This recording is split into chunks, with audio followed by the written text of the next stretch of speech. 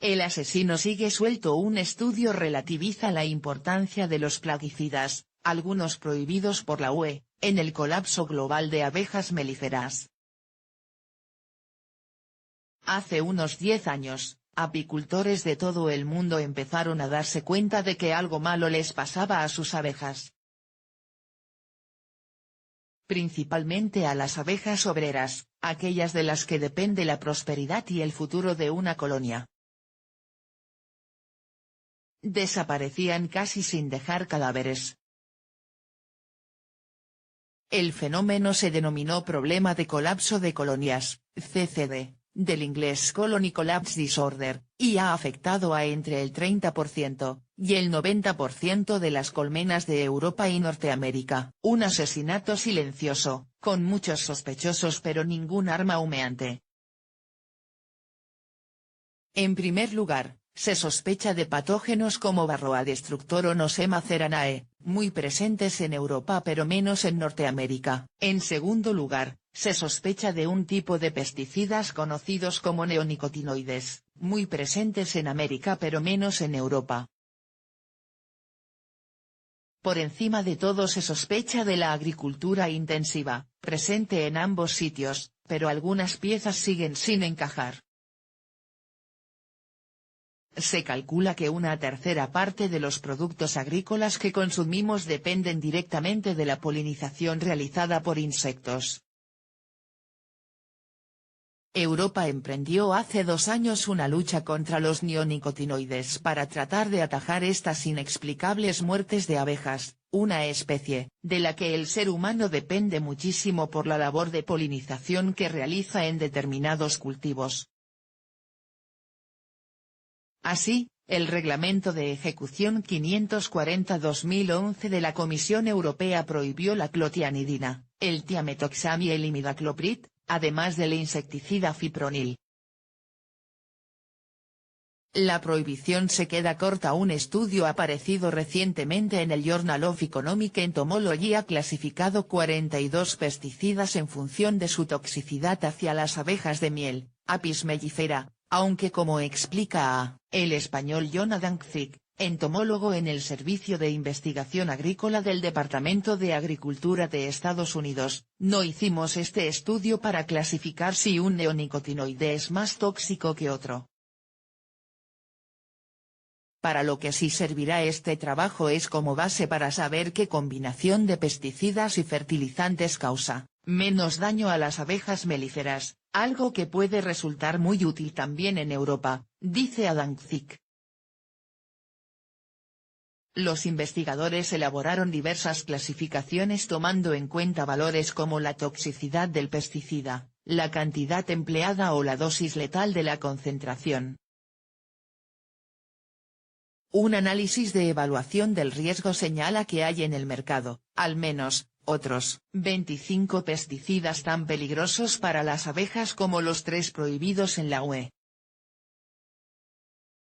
Y otros 17 menos tóxicos, pero igualmente autorizados.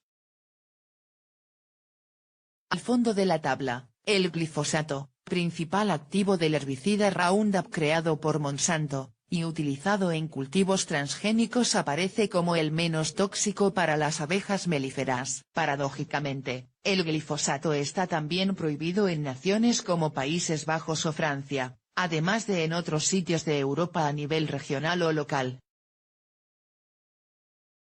Estos resultados contrastan con otros, publicados por un grupo de investigadores argentinos el año pasado en el Journal of Experimental Biology, donde se achacaba al glifosato causar problemas crónicos y agudos a las abejas. Adam Zick explica que no han examinado la exposición subletal, pero es algo que será posible estudiar mejor a partir de ahora. Ha habido otros estudios en la influencia de los pesticidas sobre otras especies, pero nadie lo ha hecho hasta ahora con las abejas melíferas. La toxicidad no lo es todo en el Centro Apícola Regional de Marchamalo, Guadalajara. Llevan años dándole vuelta al problema de qué está matando a las abejas. Mariano Higes, asesor de investigación del Departamento de Patología Apícola, explica a este periódico que en España los principales culpables son los patógenos como el varroa destructor, muy prevalentes y relacionados con las prácticas agrícolas. En cuanto a los pesticidas, IGES crea que para evaluar el impacto hay que tener en cuenta factores más allá de la toxicidad. En primer lugar, el tiempo de exposición, afirma, y añade, una sustancia puede ser muy tóxica, pero si el tiempo de exposición es muy bajo, el impacto real sobre la colonia de abejas es limitado. Las colonias de abejas tienen mecanismos de defensa. Por ejemplo, si se expone un grupo durante 1 o 2 días a un producto muy dañino puede matar a un 10 o un 15% de la colonia, pero esta tiene la capacidad de regenerarse, por ejemplo, acelerando el número de abejas que ponen huevos para crecer más, o las abejas jóvenes envejeciendo de manera prematura, comenta IGES, que subraya, otra situación más preocupante, que las abejas se expongan a un plaguicida o un patógeno aunque no sea tan tóxico, durante un tiempo prolongado. En esos casos, explica el experto, la colonia pierde la capacidad de compensar esas muertes y entra en riesgo de colapso. Aquí entra en juego el glifosato.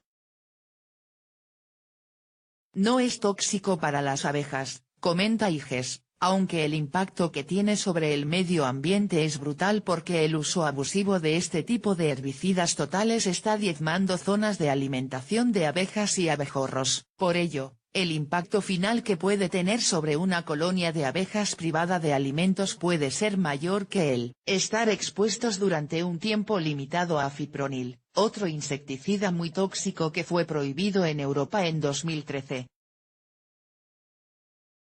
Es decir, los principales sospechosos en buena parte del mundo de la misteriosa desaparición de las abejas serían, como mucho, homicidas involuntarios.